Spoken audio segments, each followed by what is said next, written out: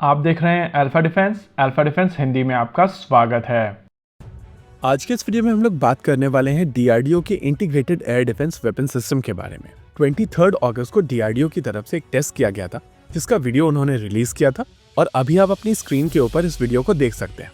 वैसे इस वीडियो को देखकर बहुत ज्यादा कुछ इसके बारे में समझ में आता नहीं है, लेकिन फिर भी अगर आप इस वीडियो को ध्यान से देखेंगे तो आपको यहाँ पर दो अलग अलग तरीके के एयर डिफेंस सिस्टम्स एक साथ ऑपरेट होते हुए दिखाई देंगे। हालांकि मिनिस्ट्री ऑफ डिफेंस की जो प्रेस रिलीज निकल कर आई थी वहां पर 3 अलग अलग तरीके के वेपन सिस्टम्स की बात की गई थी। ये वेपन सिस्टम्स थे quick reaction surface to air missile system, very short range air defence system और high energy laser weapon system. आइए एक एक करके इन तीनों सिस्टम्स के बारे में डिटेल में बात करते हैं और फिर समझते हैं जब ये तीनों सिस्टम एक साथ मिलकर काम करेंगे तो एग्जैक्टली किस तरीके का सिनेरियो बनेगा। देखिए, ये टेस्ट डीआरडीओ की तरफ से किया गया था और प्रेस रिलीज में मेंशन किया गया है कि जब ये टेस्ट किया गया था तो इंडियन आर्म फोर्सेस की सीनियर लीडरशिप वहां पर मौजूद थी। हालांकि यहाँ पर स्पेसिफिकली ये मेंशन नहीं किया गया था कि क्या ये सिस्टम इंडियन आर्मी, नेवी या एयरफोर्स के लिए बनाए जा रहे हैं, लेकिन टेस्ट के दौरान जो कंपोनेंट यूज किए गए हैं, specifically quick reaction surface to air missile system, तो उसके बेसिस पर कहा जा सकता है कि ये कॉन्फ़िगरेशन टेस्टिंग इंडियन आर्मी के लिए हुई है। Quick reaction surface to air missile system एक बहुत ही यूनिक तरीके का वेपन सिस्टम है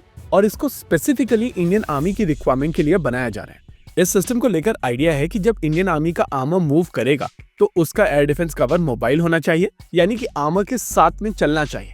quick reaction surface to air missile system एक एयर डिफेंस बबल बनाता है जो आर्मर के साथ में चल सकता है और इस सिस्टम में यूज होने वाले इंटरसेप्टर मिसाइल सिस्टम लगभग 30 किलोमीटर की दूरी पर अपने टारगेट को मारने में सक्षम है। एक टिपिकल लॉन्चर में किसी भी समय 6 missile system ready to launch mode में होती हैं, लेकिन पूरे सिस्टम में केवल एक ही लॉन्चर नहीं होता है। आइए इसके कॉन्फ़िगरेशन को समझते हैं।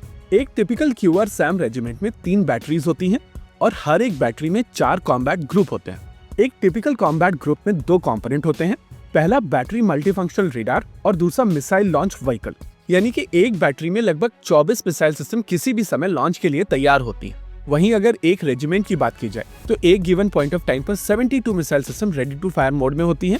लेकिन ऑपरेशन सिंदूर के दौरान हम लोगों ने देखा था कि बड़े वेपन सिस्टम्स के साथ साथ छोटे वेपन सिस्टम्स भी आते हैं और ये छोटे ड्रोन्स या मिसाइल सिस्टम आपके एयर डिफेंस सिस्टम को सैचुरेट कर सकते हैं।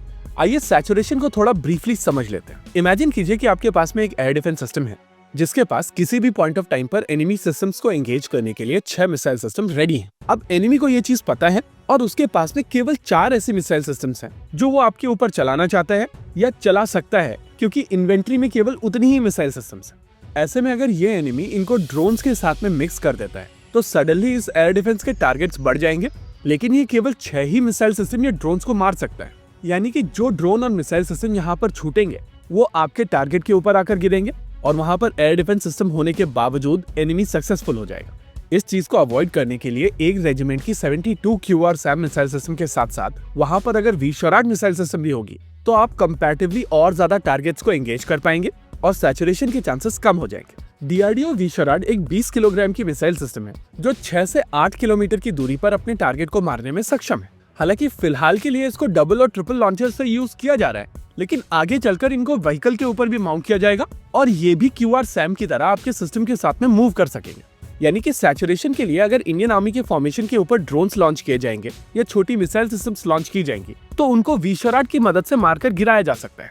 लेकिन अगर और छोटे ड्रोन्स चलाकर ये कोशिश की जाती है कि वी-शराड को भी सैचुरेट कर दिया जाए तो उसके लिए हाई एनर्जी लेजर सिस्टम भी मौजूद होगा जो इन सिस्टम्स को कंटिन्यूअसली टेक डाउन करने में सक्षम होगा। यानी कि ये डीआरडीओ का integrated air defence weapon system पूरे एरिया के ऊपर एक कॉम्प्रिहेंसिव कवर प्रोवाइड करेगा और ऑपरेशन सिंदूर जैसी सिचुएशन के लिए एक ऐसा कवर प्रोवाइड करेगा जहां पर आपको L-70 जैसी गन्स को यूज करने की आवश्यकता नहीं पड़ेगी। ओवरऑल ये काफी इंपॉर्टेंट डेवलपमेंट है और होपफुली जल्दी ये सिस्टम पूरी तरीके से डेवलप होकर इंडियन आर्मी के बेड़े में शामिल कर लिया जाएगा। इसी के साथ आज के इस वीडियो में रखते हैं केवल इतना ही। वीडियो को अंत तक देखने के लिए धन्यवाद। देखते रहिए अल्फा डिफेंस। जय हिंद।